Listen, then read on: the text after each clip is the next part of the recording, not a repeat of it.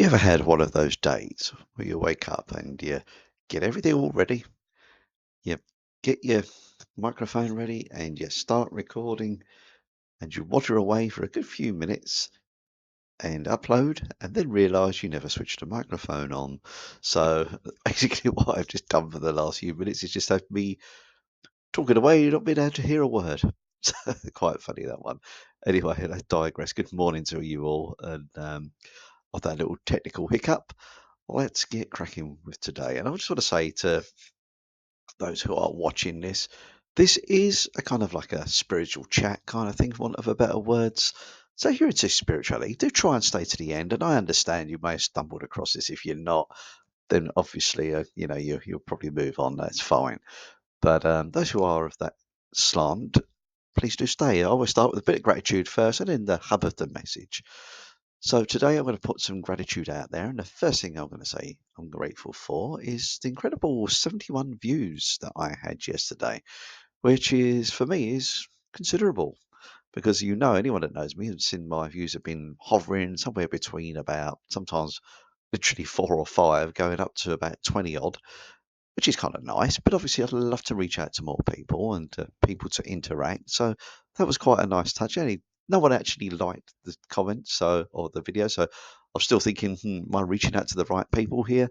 But it was nice. It was nice, and I'm really appreciative of that fact. The second thing I would like to be grateful for is Rings of Power, which is thing on Amazon, which is all about Lord of the Rings, the Second Age. And I love all that stuff. I'm a real kind of like nerd geek, if you want, who's into all that sort of thing. And I know it's got a lot of hate. There's a lot of people not liking it, saying they've taken too many liberties with the story. Some of the acting's not too great. Some of the characters are a little bit wishy-washy.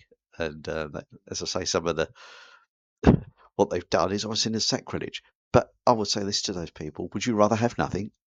Would you rather nothing been done, so then you'll be wondering, "Oh, I wish they would have made this," and the hate just puts it away?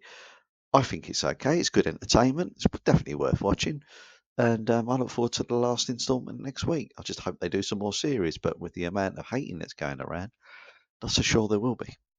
Okay, and the final thing I'm grateful for is the opportunity to do some healings and readings at the Chakra Centre in Kent today. I'm there this weekend. If you'd love to experience that for yourself and you are in the UK, local to Kent, drop me a line. It'd be lovely to work with you. Okay, so what's today's message? It's the dreaded procrastination. Where we continually putting things off. We wish we would have done this. We wish we would have done that. And it said it never happens because we're mucking around on our phones. We'll find a book to read, or when there's something important to be done, we just keep knocking it down the road. With me, I love writing, but I'll always find something else to do. It's like a excuse. So why do we do it? Why do we procrastinate? And what comes to me is that element of fear, the element of getting quite fearful of what we're actually doing. And you have to think why. And let's use the analogy of, say, for me, writing, for example. So are they thinking, oh, I don't want to do this. I do want to do it, but I'll do it later. I'll do it later. I'll do it later. And what am I scared of? That I might churn out a load of rubbish. That's probably what it is. Or I might submit it somewhere and it goes, oh, what's this? What's this junk? There's always that kind of thing. That's just one example. Instead of like just saying, you know what, just write it, just say it. What's the worst that can happen?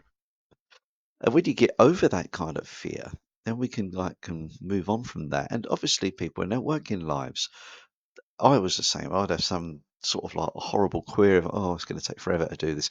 So I keep knocking it down the line. I do a lot of the quick tasks, which needed doing. But you think to yourself, if you just knock that out, then your day's going to be so much lighter because it's done. It's going to have to be done at some point.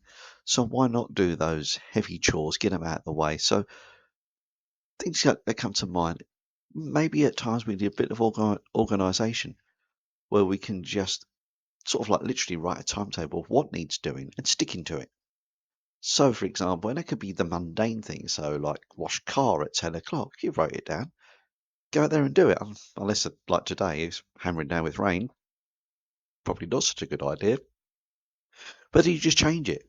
you do it later in the week or whatever, but you make sure it gets done.